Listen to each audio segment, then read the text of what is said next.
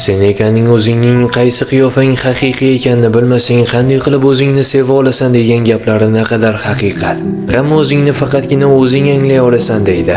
Biroq atrofingizdagilarga qarab o'zgarib turaversangiz, bunday narsani qanday qilib tushunish mumkin? Oilangiz davrasida boshqasiz, do'stlar bilan boshqa, ishda o'zgachasiz, begonalar bilan esa butunlay boshqa odamsiz. Yolg'iz qolganingizda esa qarshingizdagi inson aslida kim ekaniga ishonchingiz komil emas. Siz shunchalik ko'p qiyofalar yaratgansizki, natijada asl meningizni yo'qotib qo'ygansiz. Kimdir sizdan kimsan deb so'rasa, siz mana shu rollaringizni tasvirlab berasiz. Lekin bu aslida siz emassiz. Bu shunchaki vaziyatga moslashingiz xolos. Haqiqat shundaki, siz o'zingizni faqat o'ynayotgan rollaringiz orqali taniysiz.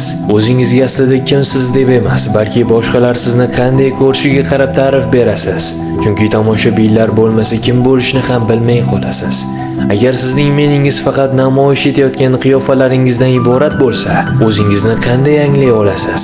Balki asl siz bu rollardan tashqarida umuman mavjud emasdirsiz. Bu haqida Alloh sari 20 bekat kitobidan ko'proq o'qishingiz mumkin.